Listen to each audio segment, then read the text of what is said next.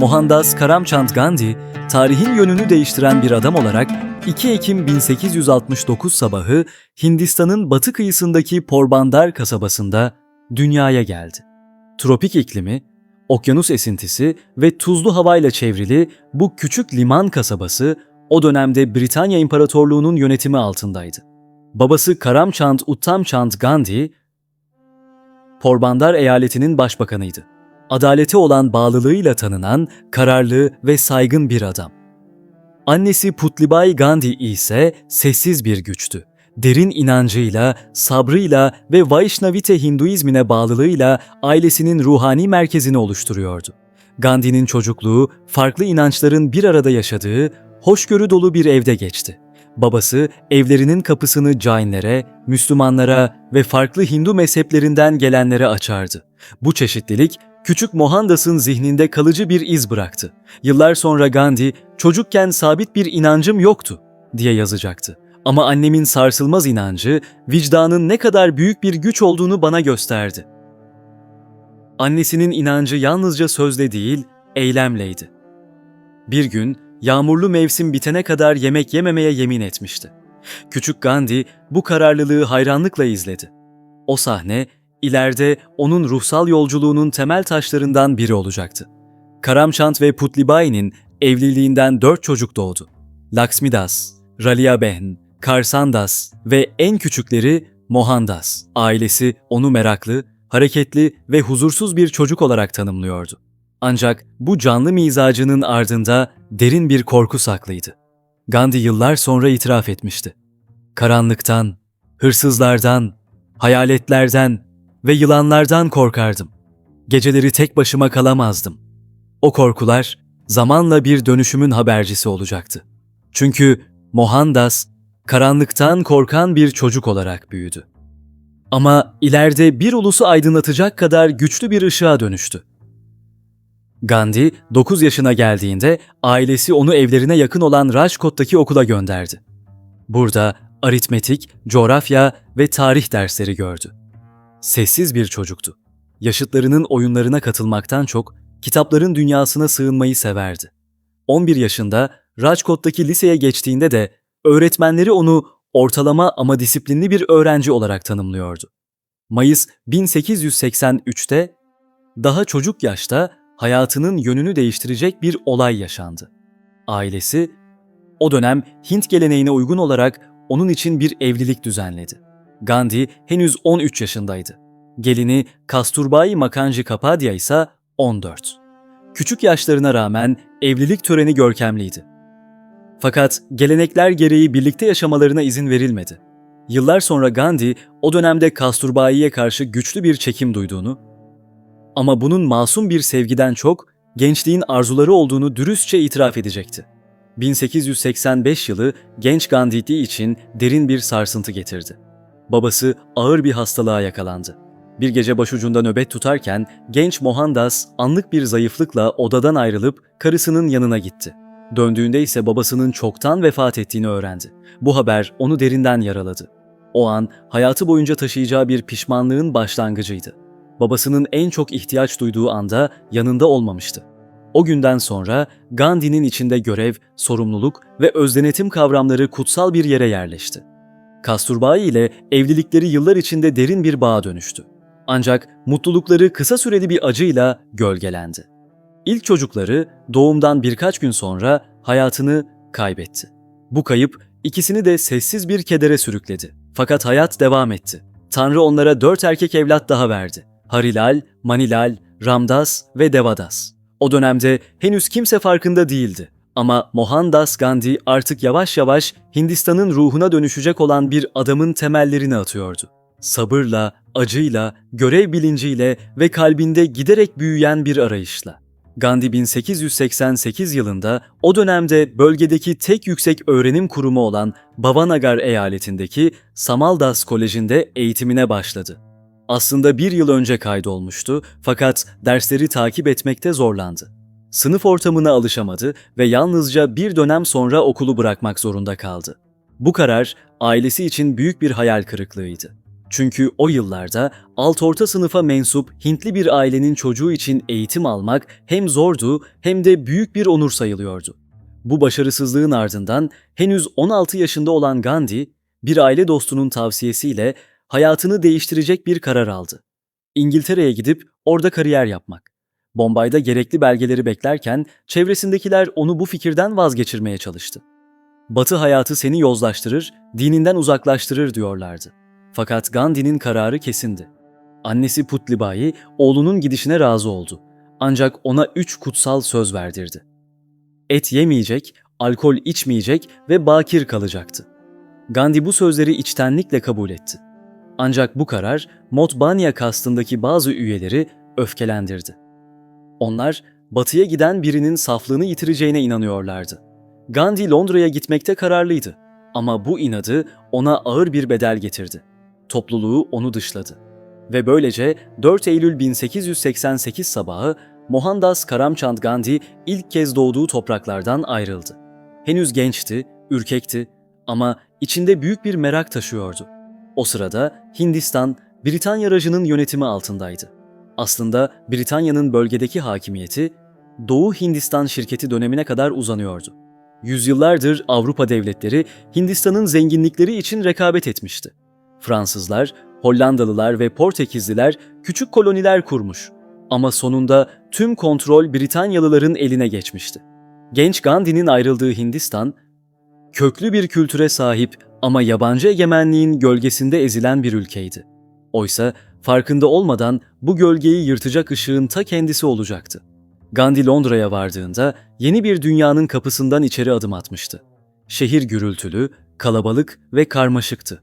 Oysa içine kapanık, sessiz bir genç adamdı. Amacı hukuk öğrenmekti. Ancak ilk zamanlarda kendini gösterecek cesareti bulamadı. Derslere katılır, notlarını alır ama konuşmaya çekinirdi. Bir süre sonra bu utangaçlığını yenmek için konuşma pratiği kulübüne katıldı. Burada yalnızca İngilizceyi geliştirmekle kalmadı. Batı kültürünün inceliklerini, bir centilmenin nasıl davranması gerektiğini de öğrendi. Yemek masasındaki nezaket kuralları, tokalaşma biçimleri, hatta yürürken başını nasıl dik tutması gerektiği. Hepsi onun için yepyeni bir dünyaydı. Yine de Londra ona zaman zaman ürkütücü geliyordu. Bir keresinde bir asansöre girip orayı oda sanmış, mekan hareket edince paniklemişti. Başlangıçta modaya uygun bir hayat yaşamayı denedi. Elbiseler diktirdi, Fransızca dersleri aldı, dans kursuna yazıldı. Fakat kısa sürede bunun kendisine göre olmadığını anladı. Dersleri bıraktı, sade bir yaşama geçti.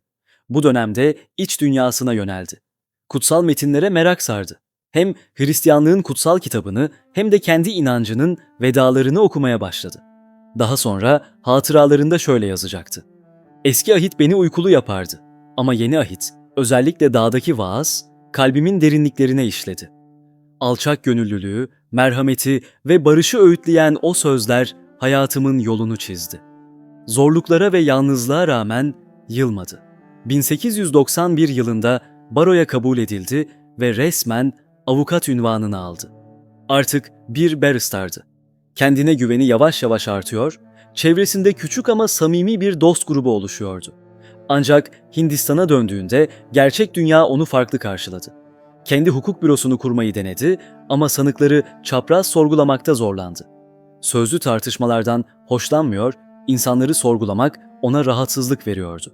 Bu nedenle Rajkot'a döndü ve geçimini dilekçeler yazarak sağlamaya başladı. Küçük, tek düze ama huzurlu bir hayat sürüyordu. Henüz kimse bilmiyordu ama bu sessiz genç adamın içinde adalet için konuşmayı öğrenecek bir lider uyanıyordu. 1893 yılı Gandhi'nin hayatında dönüm noktasıydı. O yıl Müslüman bir tüccar dostu ona beklenmedik bir teklif sundu.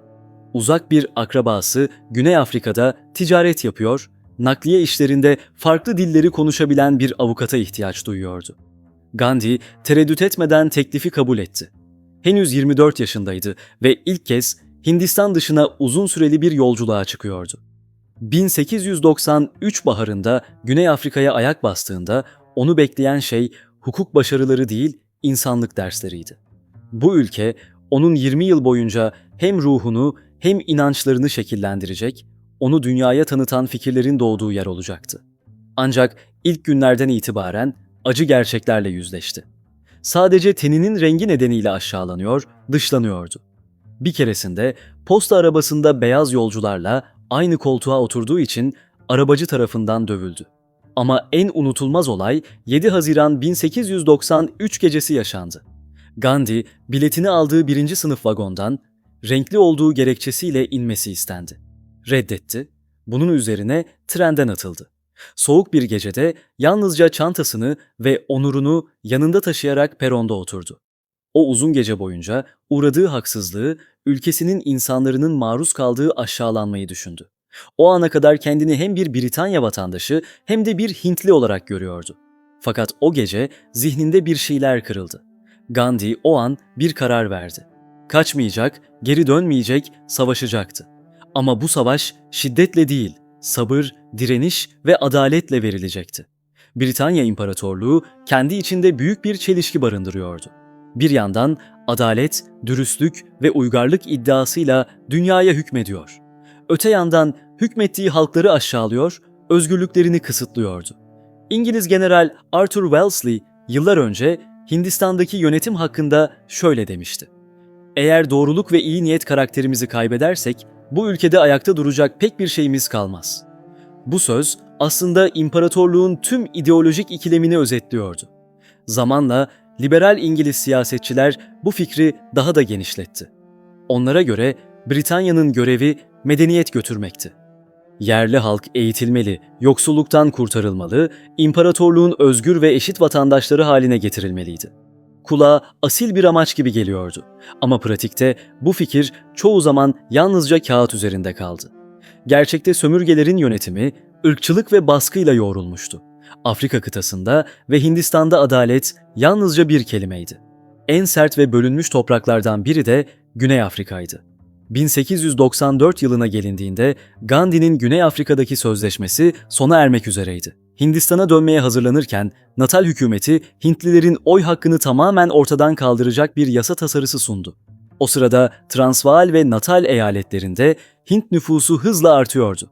Fakat bu sayılar onlara hiçbir güç kazandırmamıştı. Hintliler ticaret yapamaz, bazı bölgelerde oturamaz, vatandaşlık hakkına bile sahip olamazdı.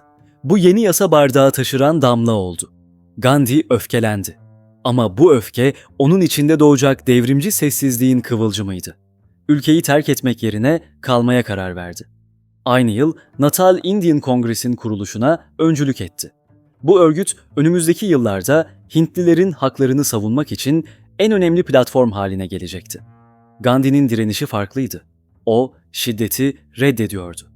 Beyazlara zarar vermek diyordu. Baskıyı büyütür, nefretimizi haklı çıkarır ve ruhumuzu kirletir. Bu yaklaşım onun inancının özünden geliyordu. Dini bağlılığı düşmanına bile merhametle yaklaşmayı emrediyordu. Siyasi mücadelesi büyüdü. Gandhi kendisini hala Britanya İmparatorluğu'nun bir vatandaşı olarak görüyordu ve argümanını da bu temel üzerine kuruyordu. 1858 Kraliyet Bildirgesi'ne göre Hintliler de imparatorluğun eşit yurttaşlarıydı. O halde neden ikinci sınıf muamelesi görüyorlardı? Kampanyası dilekçelerle, yazılarla, sabırla başladı. 1903'te Indian Opinion adını verdiği bir dergi çıkardı. Bu yayın hem Natal Indian Congress'in hem de Transvaal British Indian Association'ın sesi haline geldi. Dergi sadece bir gazeteden ibaret değildi. Bir fikir, bir umut ve bir halkın yavaş ama emin adımlarla özgürlüğe yürümesiydi. 1900 yılına gelindiğinde Güney Afrika'da bir başka fırtına patlak verdi. Boer Savaşı. İngilizler ve Afrikalı Boer yerleşimciler arasındaki bu savaş Gandhi'nin kaderini yeniden şekillendirecekti. Çoğu Hintli çatışmadan uzak durmak istiyordu. Kimileri ise cesaretlerinin sorgulanmasından korkuyordu. Gandhi bu algıyı değiştirmek için harekete geçti.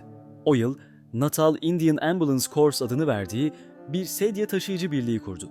Bu birlik savaş alanlarında yaralı askerleri Britanya hatlarının gerisindeki hastanelere taşımaktan sorumluydu.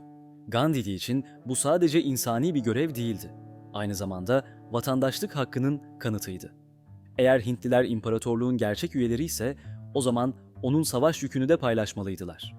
Birlik saatlerce süren yürüyüşlerle dağları ve taşlık arazileri aşarak kanlar içindeki askerleri kurtarıyordu. Savaş sona erdiğinde Gandhi ve yoldaşları gösterdikleri cesaret ve fedakarlık nedeniyle Kraliçe Güney Afrika madalyasıyla onurlandırıldı. Ama Gandhi'nin asıl mücadelesi daha yeni başlıyordu. 1906'da Transvaal hükümeti, Hintli ve Çinli tüm sakinlerin parmak izi verip hükümet kayıtlarına girmesini zorunlu kılan Asiatic Registration Act'i, halkın deyimiyle kara yasayı çıkardı. Bu yasa, insanlık onuruna doğrudan bir saldırıydı. Transvaal'de yaşayan Asyalılar sokaklara döküldü. Kayıt sertifikaları yakıldı. Sınırlar yasa dışı biçimde geçildi. 1907 ile 1914 arasında süren bu direnişin kalbinde Gandhi vardı. Onun için bu mücadele yalnızca bir politik eylem değildi. Ruhsal bir sınavdı. Şiddet yoktu, nefret yoktu. Sadece sabır, direnç ve adalet inancı vardı. Gandhi, protestoların barışçıl isyan biçiminde yürütülmesini istedi. Bu tutumu ona sayısız kez tutuklanma getirdi. Toplamda 250 gününü Güney Afrika hapishanelerinde geçirdi. Yine de onun sesi artık yalnız Güney Afrika'da değil, Hindistan'da da yankılanıyordu. Hint hükümeti, halkının haklarını savunmadaki cesaretinden ötürü ona Kayseri Hint Altın Madalyası verdi. Gandhi'nin inancı her baskıda biraz daha güçlendi. Johannesburg'da 10 binlerin katıldığı kitlesel yürüyüşler düzenledi. İnsanlara şiddete başvurmadan, hatta en ağır cezayı bile sabırla kabul ederek direnmenin gücünü anlattı. Fakat imparatorluk bu sessiz gücü anlamıyordu. Kısa süre sonra Britanyalılar vergi yüküne isyan eden Zulu kabilelerine savaş ilan etti. Gandhi yine sedye taşıyıcı olarak gönüllü oldu. Fakat savaş alanında yaşadığı bir sahne, iç dünyasında yeni bir fırtına kopardı. Yerde yaralı bir Zulu'yu fark etti. Yardım etmek için yanına koştu. Tam o anda bir İngiliz askeri onu durdurdu. "Bu adam düşman," dedi. Gandhi durdu. Etrafına baktı. Her yerde ölü Zulular yatıyordu. Birçoğu silahsız, savunmasızdı. O an Gandhi, Britanya İmparatorluğu'nun adalet maskesinin ardındaki gerçeği gördü. Bu artık yalnızca bir ırkçılık sorunu değil, insanlık sorunuydu. Ve o, bu savaşın karşısına silahla değil, vicdanla çıkacaktı. Gandhi artık eskisi gibi düşünmüyordu. Güney Afrika'da yıllarını vermişti. Fakat Hintli topluluğun durumu hala değişmemişti. Her gün aşağılanan, kısıtlanan, baskı gören binlerce insanın hayatı onun bütün çabasına rağmen yerinde sayıyordu. Bir yandan da Britanya İmparatorluğu'na olan inancı derin bir sarsıntı geçiriyordu. Artık anlamıştı. Adaletin, özgürlüğün ve eşitliğin sözcülüğünü yapan bu imparatorluk aynı zamanda sömürgelerinde milyonlarca insanı zincire vuruyordu. İngiliz ordusunun yerli halklara, özellikle Zululara karşı işlediği katliamları kendi gözleriyle görmüş, vicdanı susmaz olmuştu. O andan itibaren Gandhi için sadık bir Britanya vatandaşı olmak anlamını yitirdi. Bu içsel kırılma, yaşam tarzını da kökten değiştirdi. İngiltere'de öğrendiği batılı alışkanlıklarını birer birer terk etti. Artık sade giyiniyor, elbiselerini kendi yıkıyor, saçını kendi kesiyordu. 1906'da dünyevi arzularından tamamen arınmak için bakirlik yemini etti. "İnsanı insan yapan şey," diyordu, "diğerlerine gösterdiği şefkattir." Gandhi, o dönemde bütün insanlığı bir aile gibi görmeye başladı. Ancak bu manevi uyanış, özel hayatında huzur getirmedi. Eşi, Kasturbai Makanji Kapadia ile evliliği gergindi. Güney Afrika'daki zor yaşam koşulları, uzun ayrılıklar ve Gandhi'nin manevi bağlılığına öncelik vermesi ilişkilerini daha da zorlaştırdı. Kasturbai bir noktada onu terk etmekle tehdit etti. Gandhi bu olaydan derin bir ders çıkardı. İnsanın dünyayı değiştirmeden önce kendi evinde barışı öğrenmesi gerektiğini anladı. 1906'da vaaz ettiği değerleri hayatına uygulamaya karar verdi. Phoenix Settlement adını verdiği bir çiftlik kurdu. Burada sade yaşam, öz yardımlaşma ve emek onuru üzerine kurulu bir topluluk oluşturdu. İnsanlar burada statüye, zenginliğe ya da dine göre değil, çalışkanlık ve dürüstlüklerine göre değerlendiriliyordu. 4 yıl sonra 1910'da Tolstoy Farm adını verdiği ikinci bir çiftlik kurdu. Bu yerleşim adını ilham aldığı Rus yazar Lev Tolstoy'dan alıyordu. Tolstoy Farm'da farklı ırk ve dinlerden insanlar Hindu aşram geleneğine uygun biçimde bir arada yaşıyorlardı. Burada sınıf, renk, cinsiyet ya da mezhep ayrımı yoktu. Herkes eşit, herkes emekçi, herkes kardeşti. Bu dönemde Gandhi'nin fikirleri de şekillenmeye başladı. Artık bir avukat ya da aktivistten çok bir düşünür, bir öğretmen ve bir liderdi. 1909 yılında İngiltere'den Güney Afrika'ya dönerken kaleme aldığı Hind Swaraj, Hint Öz Yönetimi adlı eseriyle felsefesini ilk kez yazıya döktü. Bu kitapta bağımsızlığın yalnızca siyasi bir kazanım olmadığını, asıl özgürlüğün insanın kendi içindeki bağımlılıklardan kurtulması olduğunu savunuyordu. 1910'ların sonuna doğru iki önemli eser daha yazdı. Bu kitaplarda Güney Afrika'daki deneyimlerini, direniş mücadelesini ve kendi yaşam hikayesini anlattı. Bu satırlar yalnızca bir adamın hikayesi değil, bir ulusun vicdanının uyanışıydı.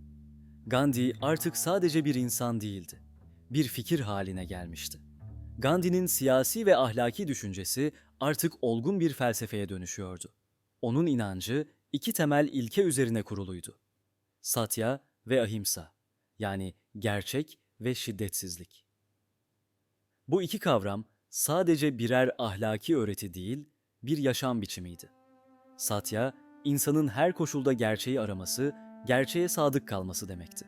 Gandhi'ye göre gerçek, yalnızca söylenen bir söz değil, yaşanan bir hakikatti. Ancak her insan gerçeği kendi gözlerinden görürdü. Bu yüzden başkasının inancına veya düşüncesine saldırmak, aslında gerçeğe saldırmaktı. O şöyle derdi: "Gerçeği tek başına ben bilemem. Herkes kendi payına düşen ışığı taşır." Ahimsa ise sadece fiziksel şiddetin değil, nefretin, küçümsemenin ve öfkenin de reddiydi. Bir insan zayıfları güçlülerin baskısından koruyacaksa, bunu ancak şiddetsiz bir yolla yapmalıydı. Gandhi için sömürgecilik karşıtı mücadelenin bile kalbinde merhamet olmalıydı. Çünkü nefretle kazanılan zafer, ruhun yenilgisi olurdu. Bu felsefi dönüşüm, Gandhi'nin yaşamını da şekillendirdi. 1914 yılında eşi Kasturbai ile birlikte Londra üzerinden Hindistan'a dönmek üzere yola çıktı. Ne var ki bu yolculuk 1. Dünya Savaşı'nın patlak verdiği günlere denk geldi. Avrupa kaosa sürüklenirken Gandhi Londra'da kısa bir süre kaldı. Sağlığı Güney Afrika yıllarından kalma yorgunluk ve hastalıklarla bozulmuştu. Ancak ruhu hala diriydi.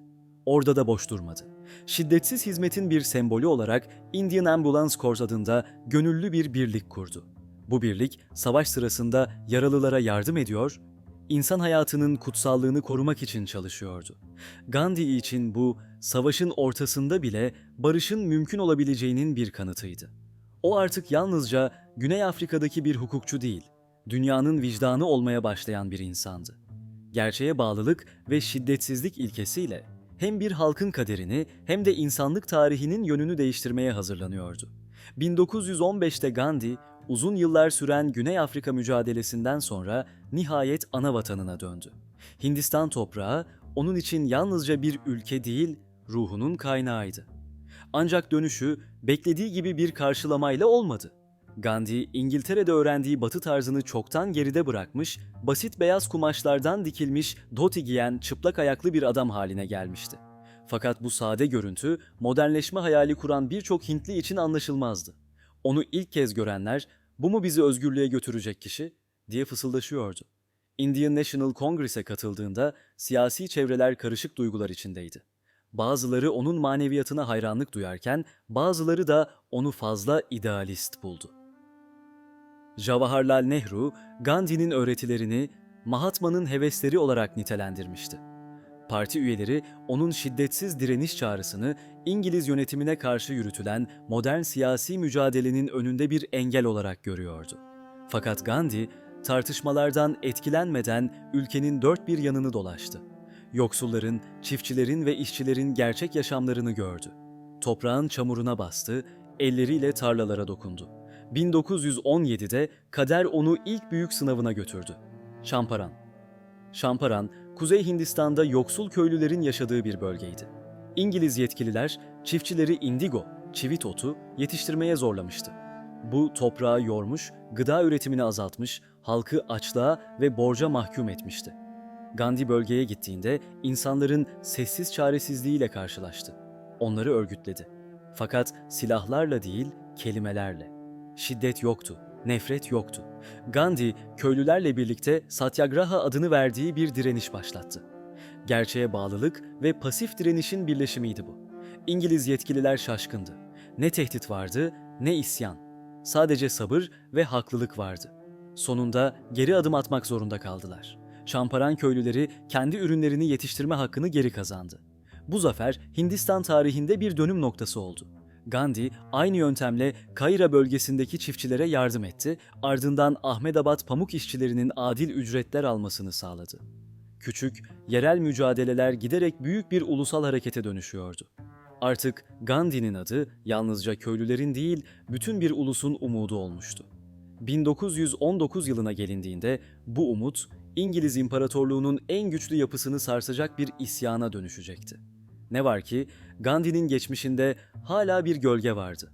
Bir yıl önce Birinci Dünya Savaşı sırasında İngilizlerin Hintli asker toplama kampanyasına destek vermişti.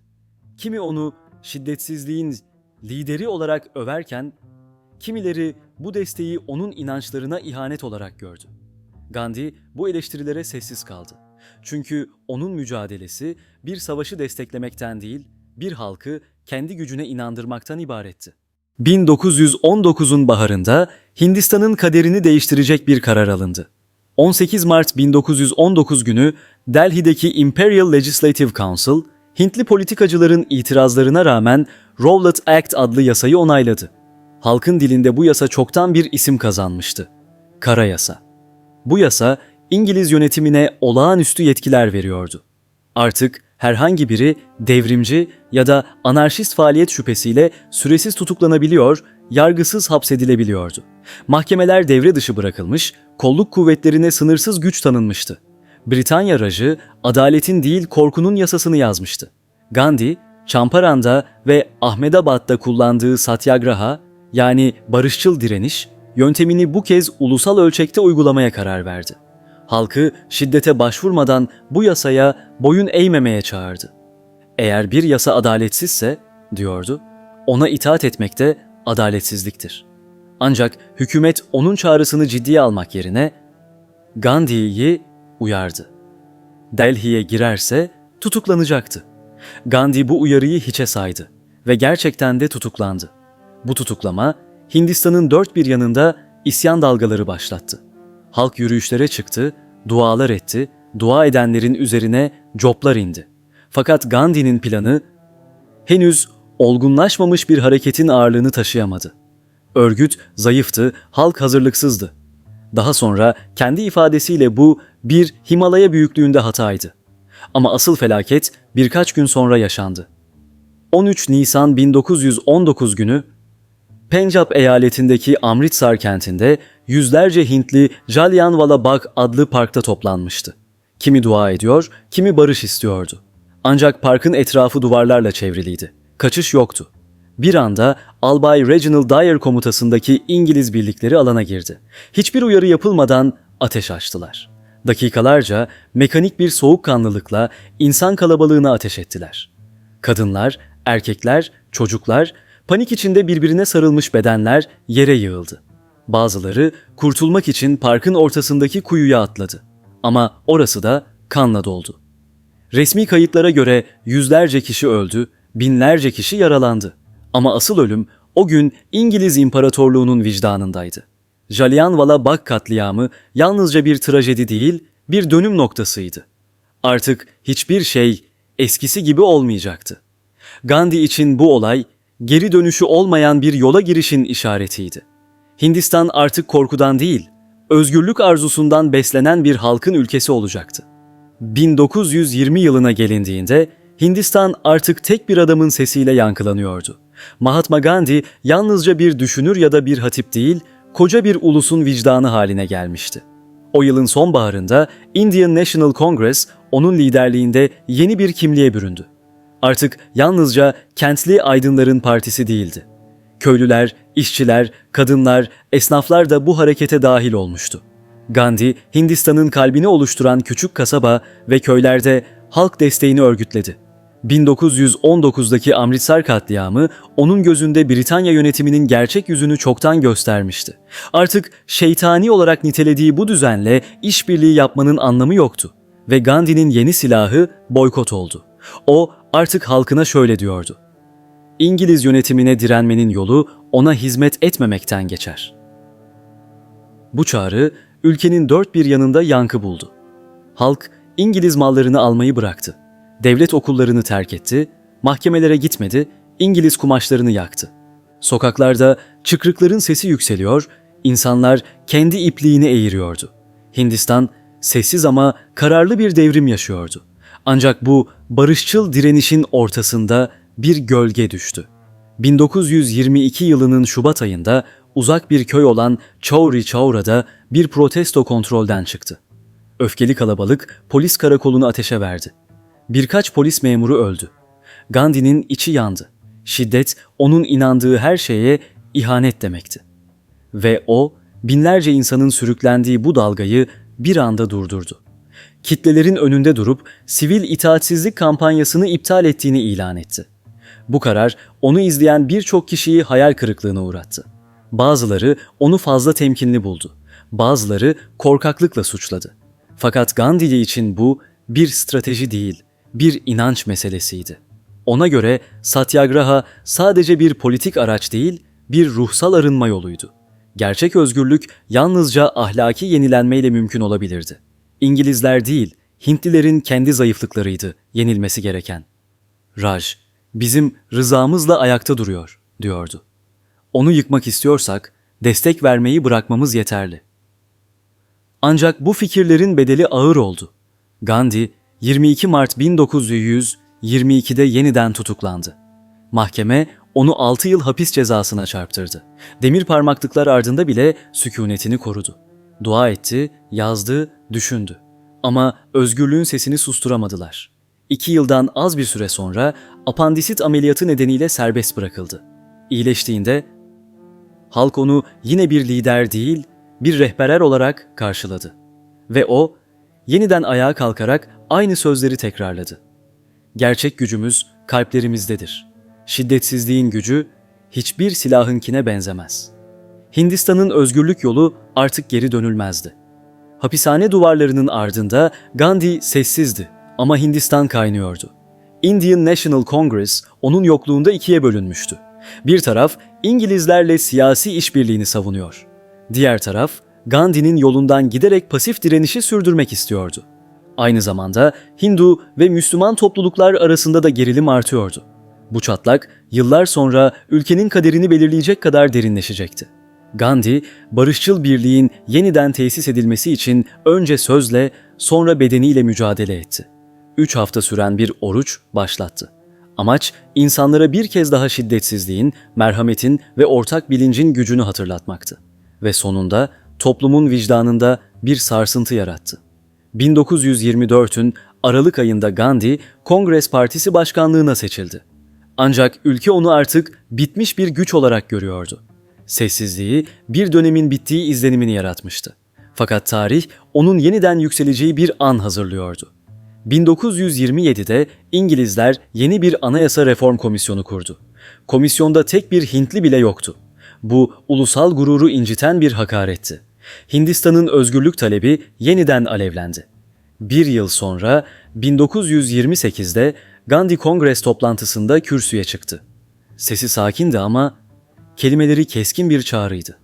Hindistan, Kanada ve Avustralya gibi imparatorluk içinde eşit bir statüye sahip olmalıdır. Eşitlik olmadan barış, adalet olmadan sadakat olmaz.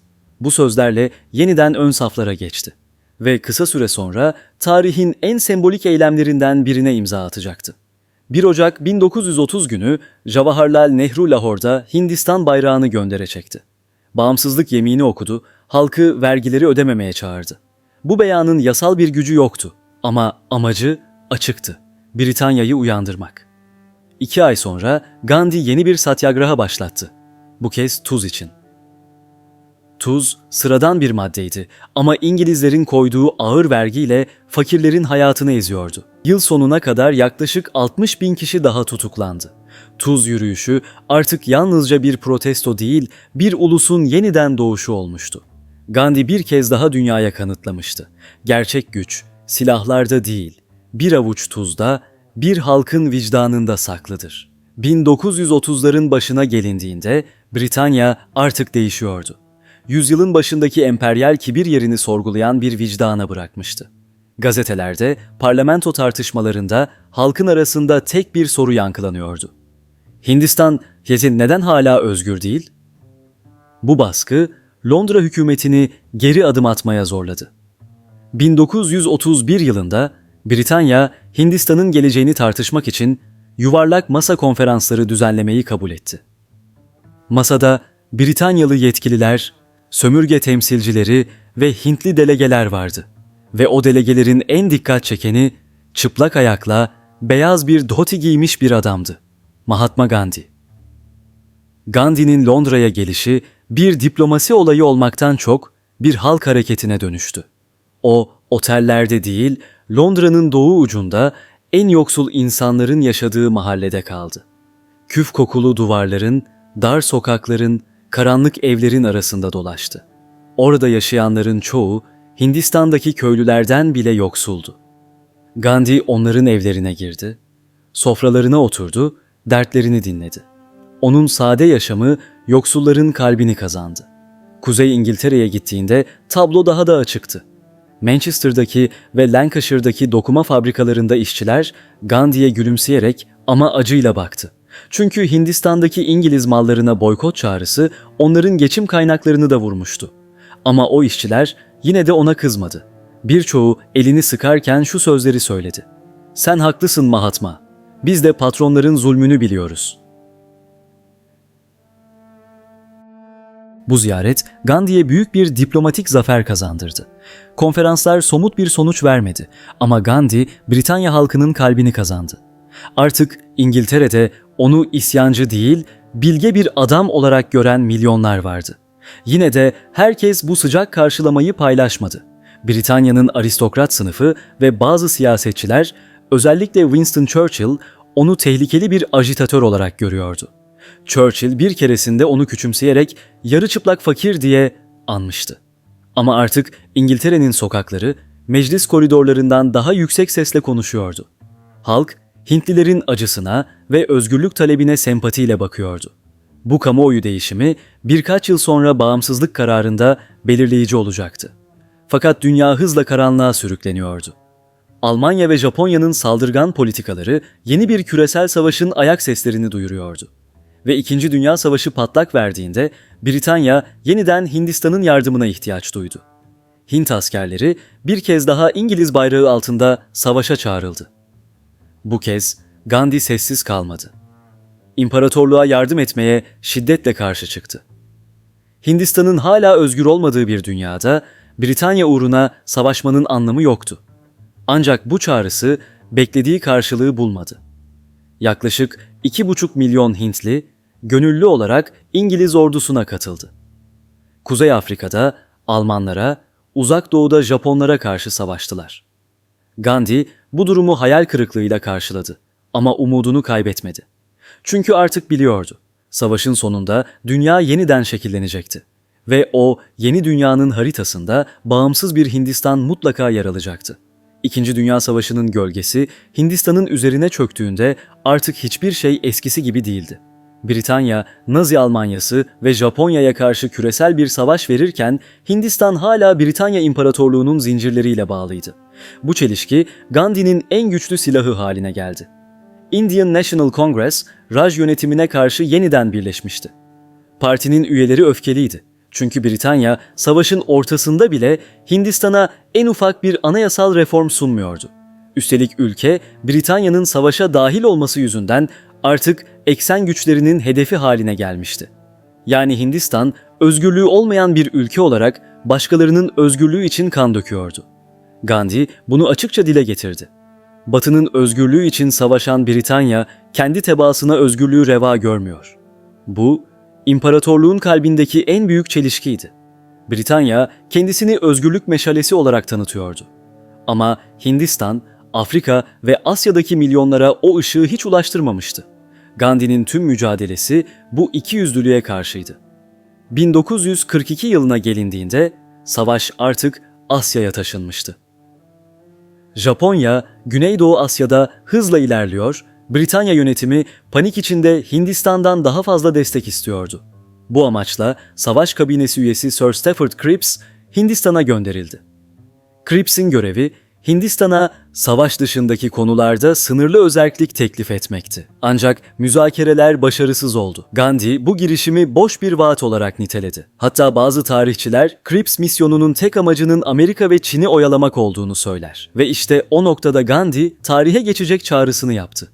Quit India, Hindistan'dan çekilin. 8 Ağustos 1942'de Bombay'da düzenlenen tarihi toplantıda Gandhi kürsüye çıktı. Sesi sakindi ama kararlılığı dağ gibiydi. Bu mücadelede tek bir sözümüz var. Ya yapacağız ya öleceğiz. Do or die konuşması yalnızca bir siyasi çağrı değil, bir ulusal manifestoydu. Gandhi halkına şiddetsiz ama sarsılmaz bir direnişin sözünü verdirtti. O an Hindistan artık geri dönüşü olmayan bir yola girmişti. Ancak İngiliz yönetimi bu isyanı bekliyordu. Bir sabahın erken saatlerinde Gandhi ve Indian National Congress'in tüm lider kadrosu aynı anda tutuklandı. Binlerce destekçi gözaltına alındı.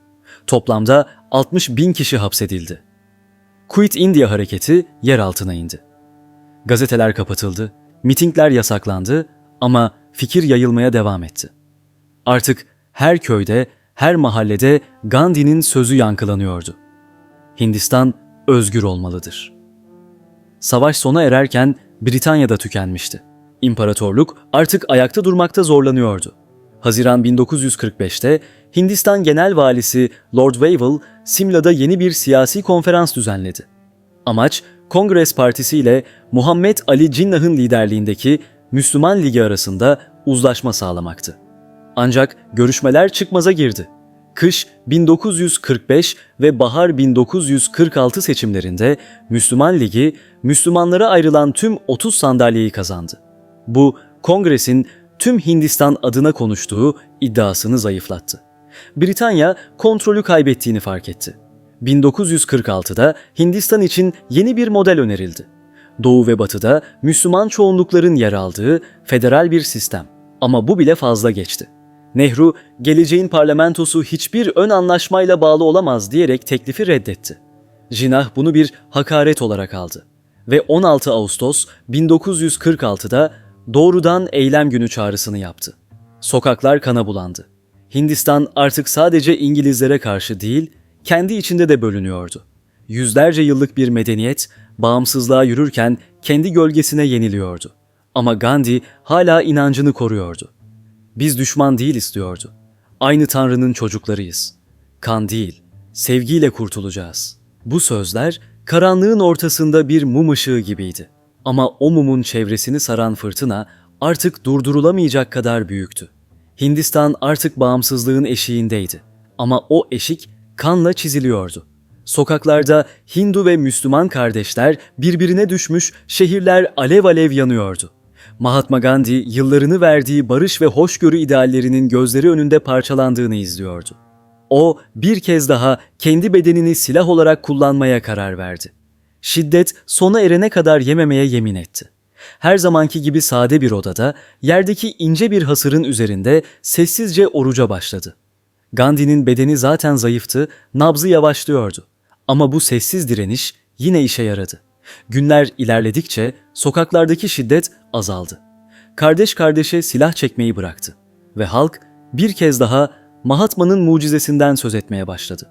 Ama bu mucize onun bedeninde derin izler bıraktı. Oruç, Gandhi'nin sağlığını ciddi biçimde sarstı.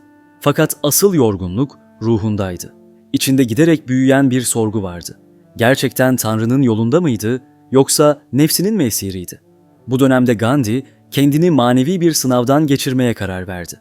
Arzu kontrolü ve bakirelik yeminini test etmek için genç kadın yardımcılarıyla aynı yatakta çıplak halde uyumaya başladı. Bu uygulama çevresindekiler tarafından şaşkınlıkla ve rahatsızlıkla karşılandı. Ama Gandhi, niyetinin yalnızca iradesini sınamak olduğunu söyledi. Onun için beden, ruhun eğitim alanıydı. Ama bu deney ruhunda derin bir karanlık iz bıraktı.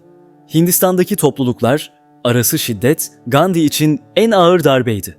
Bir ömür boyunca savunduğu Swaraj, yani kendini yönetme, hoşgörü ve birlik artık bir hayalden ibaretti. O, dinin ulusal kimlikle eş tutulmasına karşıydı. Ulus inançla eş anlamlı değildir, diyordu. Ama artık bu sesi duyan çok az kişi kalmıştı. Müslüman nüfus içinde bağımsız bir devlet fikri hızla yayılıyor. Pakistan adı her geçen gün daha sık duyuluyordu. Gandhi, iki tarafı barıştırmak için Güney Afrika günlerinden öğrendiği yöntemleri yeniden denedi. Müslüman mahallelerini ziyaret etti, birlikte dua etti, köylerde konuşmalar yaptı. Ama artık birlik fikri çok kan dökmüştü. Birlikte yaşamak neredeyse imkansızdı. Mart 1947'de Britanya son adımını attı. Lord Louis Mountbatten, Hindistan'a son genel vali olarak gönderildi. Emri açıktı.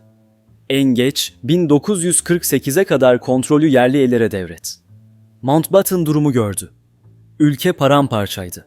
O, birleşmeyi değil, bölünmeyi seçti. Ama Gandhi buna karşı çıktı. Mountbatten'e dönüp cesurca dedi ki, "Birleşik Hindistan'ı kurtarmak istiyorsanız başbakanlığı Cinnah'a verin." Ama Nehru bunu kabul etmedi ve kader mühürlendi. Temmuz 1947'de Britanya parlamentosu Indian Independence Act'i kabul etti. Bu yasa Hindistan'ı ikiye böldü. Hindistan ve Pakistan. Sınırlar hızla çizildi, tarihin en aceleyle yapılmış bölünmesi başladı. Ağustos ortasına gelindiğinde milyonlarca insan evlerinden sürülmüş, kimisi doğuya, kimisi batıya yürüyordu. Bu, tarihin gördüğü en büyük kitlesel göçlerden biriydi. Yollar mülteci kafileleriyle doldu. Trenin vagonlarında cesetler, sınır köylerinde ateşler yükseldi. 1 milyondan fazla insan öldü. Kadınlar, çocuklar, yaşlılar, hepsi din adına parçalanmış bir ülkenin kurbanı oldular. Gandhi sessizce dua etti. "Tanrım, bu benim Hindistan'ım olamaz." Ama artık Hindistan onun hayal ettiği ülke değildi. Bağımsızlık kazanılmıştı ama barış kaybedilmişti. Ve Gandhi bir kez daha kanla sulanmış toprağın üzerinde diz çöküp şunu fısıldadı: "Gerçek özgürlük birbirimizi affettiğimizde başlayacak." Hindistan artık özgürdü ama ülke hala yaralıydı. Sokaklarda barut kokusu dinmemiş, dinler arasındaki öfke henüz yatışmamıştı. Mahatma Gandhi bir kez daha barışın sesi olmaya çalıştı. Ama bu kez sesi nefretin uğultusu içinde kayboluyordu. Onun şiddete karşı oruçları bazıları tarafından yanlış anlaşıldı. Birçok Hindu milliyetçisi bu fedakarlığı Müslümanlara destek olarak gördü. Pakistan ordusunun Keşmir'e sızmaları başladığında Gandhi'nin Pakistan yanlısı olduğu söylentileri yayıldı. Ve bu söylentiler fanatik zihinlerde bir yemin haline geldi. Onu susturmalıyız. Ama Gandhi hiçbir zaman koruma istemedi. Silahlı muhafızlar fikrine karşıydı. Yanında yalnızca birkaç sadık, silahsız takipçi olurdu. "Eğer Tanrı beni korumayacaksa," diyordu, "hiçbir insan koruyamaz." Bu sözler kaderini mühürlemişti. Gandhi ölümü bir felaket değil, hakikatin son sınavı olarak görüyordu. 30 Ocak 1948 sabahı Delhi'deki Birla House bahçelerinde günlük dua toplantısına doğru yürüyordu. Etrafında kalabalık bir grup vardı. Herkes onunla birkaç kelime konuşmak istiyordu. Birden önüne genç bir adam çıktı. Adam başını eğdi, ellerini birleştirdi. Sonra sessizliği yırtan 3 kurşun sesi duyuldu. Nathuram Godse tabancasını Gandhi'nin göğsüne doğrultmuştu. Gandhi yere yığıldı. Son nefesinde sadece 2 kelime fısıldadı: "Heram, ey Tanrım." Dakikalar içinde ruhu bedeninden ayrıldı. O an Hindistan sustu.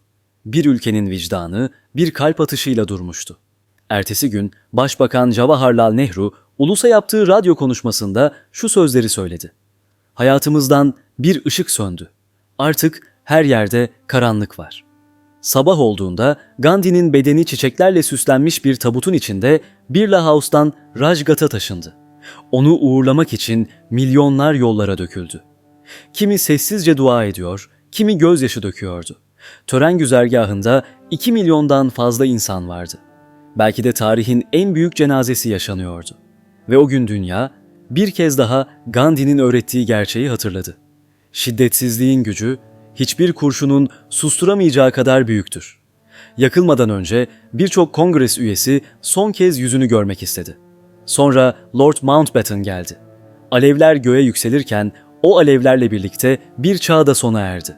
Gandhi'nin ölümü yalnızca Hindistan'ı değil, tüm dünyayı sarstı. Albert Einstein dostu için şu sözleri yazdı. Gelecek nesiller böyle birinin etten kemikten bir insan olarak bu dünyada yürüdüğüne zor inanacak. Hindistan onu ulusal baba olarak andı. Yeni ulusun temellerini atan ruh artık topraktaydı. Ama ardında barışın dilini bıraktı. Yine de tarih Gandhi'yi yalnızca yüceliklerle anmadı. Bazı akademisyenler onun ideallerinin halk arasında tam karşılık bulmadığını söyledi. Birçoğu onun barışçıl direnişine ancak kendi çıkarına uyduğunda katılmıştı. Bazı Britanyalı yetkililerse onu milliyetçiliği dini bir yumuşaklık perdesiyle gizleyen zeki bir stratejist olarak görüyordu. Ama halk, özellikle İngiltere ziyaretinde onu tanıyanlar, onda gerçek bir bilgelik bulmuştu. Evet, Gandhi kusursuz değildi. Ama o, kendi kusurlarıyla bile insanlığın en yüce değerlerini hatırlatan bir aynaydı. Özgürlük için mücadele etti ama asıl davası insan ruhunun özgürlüğüydü.